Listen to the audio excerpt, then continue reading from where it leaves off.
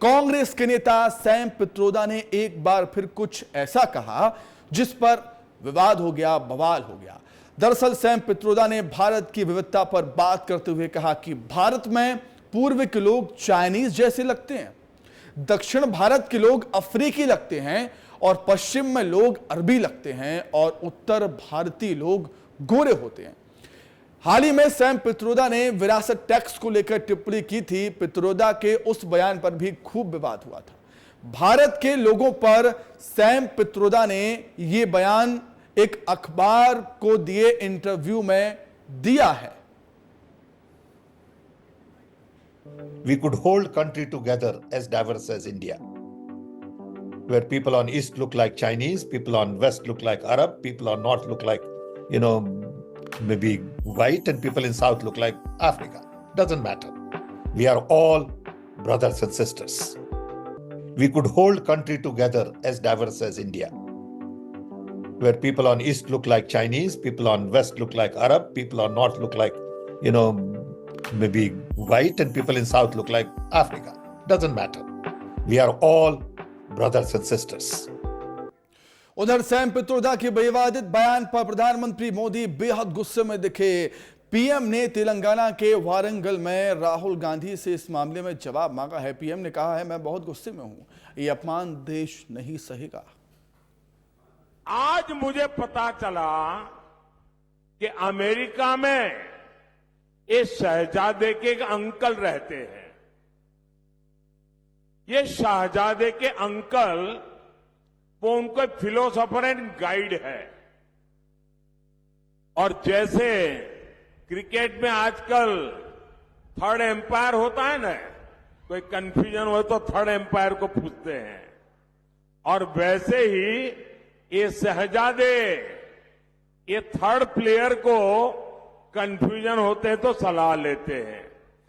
ये शहजादे के फिलोसोफर एंड गाइड अंकल ने बड़ा रहस्य खोला है। उसने कहा है कि जिनका चमड़ी का रंग काला होता है ये सब अफ्रीका के हैं। मतलब आप सबको, मेरे देश के अनेक लोगों को चमड़ी के रंग के आधार पर उन्होंने इतनी बड़ी गाली दे दी। तो सैम पित्रोदा के बयान पर भोपाल से बीजेपी के विधायक रामेश्वर शर्मा ने हमला बोला। उन्होंने कहा कि सैम पित्रोदा के पास ना तो भारतीय सोच है, ना ही भारतीय ज्ञान है। कांग्रेस के पास सैम पित्रोदा जैसे नेता होना दुर्भाग्य की बात है। सुनिए। देखिए, सैम पित्रोदा जो है वो भारत की तुलना हर हमेशा देशद्रोही मानसिकता से करता है, और उसके भारतीय ना तो भारतीय उसके पास साहित्य है, ना भारतीय उनके पास सोच है। और यही कांग्रेस का दुर्भाग्य कि कांग्रेस के पास जो भी लीडरशिप है ये विदेशी मूल के भाव की लीडरशिप है। हम वो भारतीय हैं, हम में रंग भेद के भेद नहीं है। और कांग्रेस इस देश के अंदर फूट डालो, राजनीति करो कि मकसद से राजनीति कर रही है। कभी वो गोरे काले के आधार पर लड़ाती है, कभी भाषा के नाम पर लड़ाती है, कभी जाति के नाम पर लड़ाती है, कभी हिंदू मुसलमान के नाम पर लड़ाती है। क्योंकि कांग्रेस के मन में कहीं ना कहीं अंग्रेजी मानसिकता आज भी है। सैम पित्रोदा ने बयान ही ऐसा दिया है कि विरोधी उन पर हमलावर तो है ही, बीजेपी उन पर हमलावर तो है ही, कांग्रेस पार्टी भी उनका साथ नहीं दे रही है। सैम के बयान पर चौतरफा घिरी कांग्रेस ने किरकिरी होता देख बयान से किनारा कर दिया।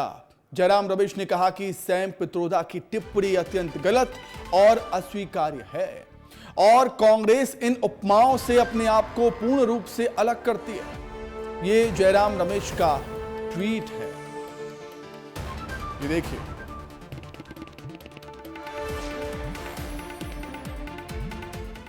और इसी पर अधिक चर्चा करने के लिए सीधे हम दिल्ली का रुख कर लेते हैं। हमारे सहयोगी अमृत तिवारी हमारे साथ जुड़ गए हैं लाइव। अमृत, पहली बार ऐसा नहीं है कि सैम पित्रोदा ने विवादित बयान दिया हो।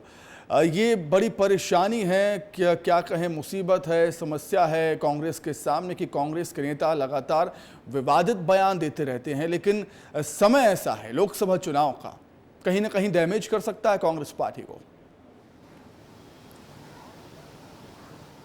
देखिए सुमित, अभी आप जो जिक्र कर रहे हैं कि इस पे कांग्रेस के नेता भी बहुत ही परेशान हैं। मेरी भी बात हुई कुछ कांग्रेसी नेताओं से, वो बिल्कुल इससे खुद को किनारा कर रहे हैं और इस पे बोलना भी नहीं चाह रहे हैं। और सीधे सीधे तौर पे वो सैम पित्रोदा को एक तरह से कहा जाए कि इस पूरे चुनाव के दौरान एकदम मैच जो विलन होता है मैच का, उस तरह से वो दिखाने की कोशिश कर रहे हैं। लेकिन बात यह है कि उनकी जो करीबी है, जो नज़दीकी है, वो है गांधी परिवार के साथ, इसलिए कोई खुल के बोलना नहीं चाहता है। जयराम रमेश जो है वो राहुल गांधी के करीब है, इसलिए उन्होंने ट्विटर पे साफ साफ लिख दिया और पार्टी की तरफ से एक लाइन दे दी, इससे हम खुद को किनारा कर लेते हैं। लेकिन वही कहावत है कि अब होत क्या जब चिड़िया चुग गई खेत।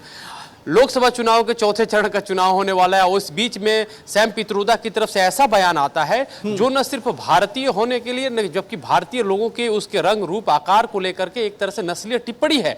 और इसके क्या परिणाम हो सकते हैं जिस व्यक्ति को ये नहीं मालूम, जिसको ये नहीं मालूम कि इससे उनकी पार्टी की क्या छवि होगी, चुनाव में कितना डैमेज होगा। तो जिस तरह से बीजेपी आरोप लगा रही है कि इनको भारतीयता का, सभ्यता का कोई इनको अंदाजा ही नहीं है, ये अंग्रेजी मानसिकता में पले बढ़े लोग हैं। जयराम रमेश ने ट्वीट किया है और किनारा कर लिया है, पल्ला झाड़ दिया है, वैसा ही कुछ गांधी परिवार की तरफ से अगर आता तो अलग बात होती। लेकिन यही तो परेशानी है कि कोई बोलता नहीं है, कोई वरिष्ठ नेता गांधी परिवार से ऐसे मामलों में बोलने से बचता हुआ नजर आता है। अमृत,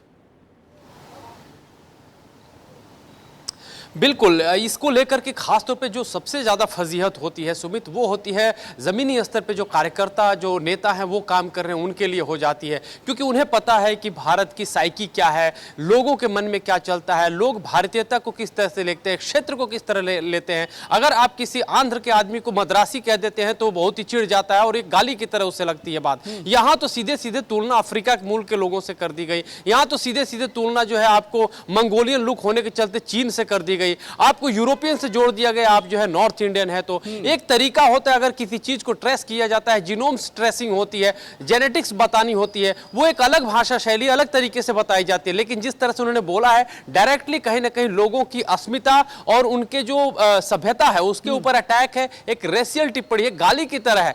अब इस मामले में जो है अगर कहा जाए चुनाव का दौर चल रहा है और इसमें जो है एक बीजेपी ने इसको बड़ा मुद्दा बना दिया है। प्रधानमंत्री ने जब खुद ही कह दिया, बीजेपी ने बड़ा मुद्दा बना दिया है। क्या कांग्रेस को नुकसानदायक होगा, कांग्रेस को क्या डैमेज करेगा, ये बयान देखने वाली बात होगी। अमृत, बहुत धन्यवाद आपका जुड़ने के लिए।